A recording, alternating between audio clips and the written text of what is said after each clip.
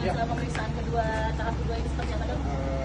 Iya, saya sudah siap untuk sidang. Saya juga sudah nggak sabar juga untuk sidang. Selama saya praktek, selama saya tugas sebagai seorang dokter, saya tidak pernah jualan skincare yang tidak punya izin.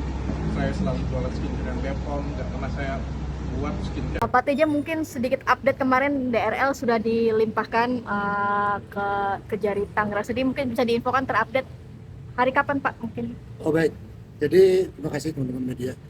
Pada hari ini ya Senin, saya dapat menyampaikan bahwa TSK terdakwa pada hari ini DRL sudah kita terima pelimpahannya hari Jumat, yang mana pada hari Jumat itu dinyatakan tahap 2. Tahap 2 itu adalah pelimpahan penyerahan tersangka dan barang bukti.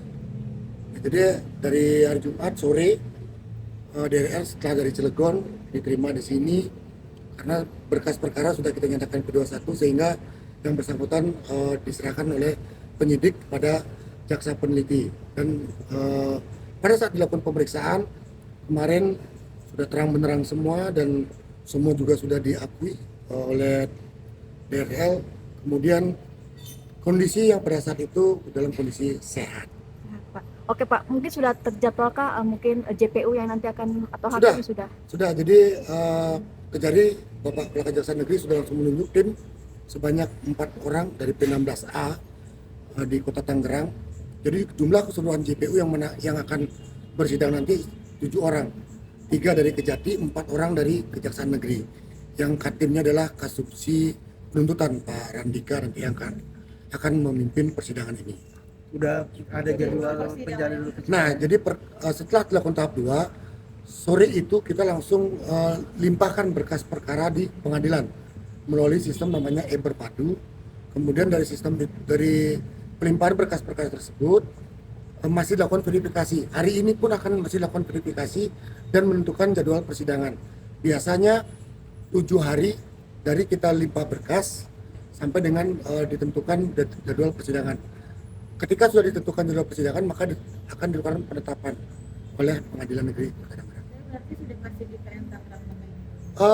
Berkas sudah kita limpahkan, tinggal menunggu jadwal sidang aja. Oke, Pak, mungkin untuk tadi kan terupdate JPU sendiri ada 7 orang. Mungkin alasannya sendiri Pak, karena kan ini cukup banyak untuk JPU yang menangani sidang Ya, DRL. jadi secara SOP JPU berapa saja boleh, karena ini perkara dari Kejati, limpahan Kejati, dan diserahkan kembali kepada Kejari Kota Tangerang yang mana lokus tempusnya di Kota Tangerang, maka yang menangani jaksa Kota Tangerang. Jadi nanti paling yang bersidang cuma 2 ataupun 3 orang. Jadi supaya perkara ini tidak terhambat, bisa prosesnya bisa dengan dilakukan secara cepat, sehingga Kejari menunjuk 4 jaksa di Kota Tangerang ini tujuannya biar persidangan ini lancar, tidak ada hambat-hambatan. Karena perkara di Kota Tangerang ini kan sangat banyak sekali ya, sehingga jaksa yang menangani ini lebih concern, lebih firm. Tidak hanya perkara ini saja, semua perkara kita tangani dengan baik. Karena ini merupakan menarik perhatian publik, sehingga pimpinan lebih concern kepada TSK RL ini. Oke, ketika TSK sendiri dilimpahkan ke sini, mungkin TSK didampingi siapa saja Pak kemarin Jumat? Kemarin ada penasihat hukumnya, kan secara SOP KUHAP, jadi tersangka didampingi oleh penasihat hukum. Ada 2 penasihat hukum yang didampingi. Dan DRL sendiri dititipkan sementara di mana Pak? Pada kemarin hari Jumat setelah penerimaan tahap 2, yang bersangkutan kita titipkan di Lapas Pemuda. Kondisinya keadaan sehat. Sebelum kita titipkan pun kita cek dokter kesehatannya, jadi karena dinyatakan sehat sehingga kita berani menitipkan di Lapas Pemuda. Ada request Pak mungkin dari pihak DRL mungkin? Oh enggak ada, dia sangat menerima dengan baik, sangat kooperatif. Keluarga ikut mendampingi ya Pak? Kemarin keluarga tidak ada yang mendampingi. Istri ada Pak? Tidak ada, ketika kami lihat ada keluarganya, hanya dampingi dengan penasihat hukum saja.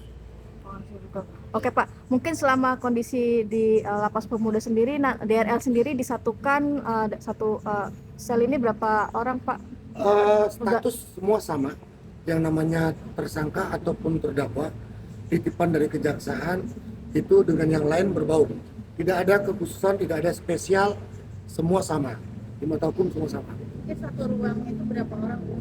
Kalau di sini masih dalam tahap karantina, jadi selnya pun khusus dia. Jadi untuk beradaptasi di sel tersebut mungkin ya kurang lebih sekitar 10 atau 15 orang lah. Selama karantina sendiri keluarga ataupun pengacara Tidak boleh? boleh. Jadi selama 2 minggu ke depan itu dikarantinakan. Jadi istilahnya karantina itu melakukan pengenalan lingkungan di lapas tersebut. Selama 2 minggu. Siap? Oke.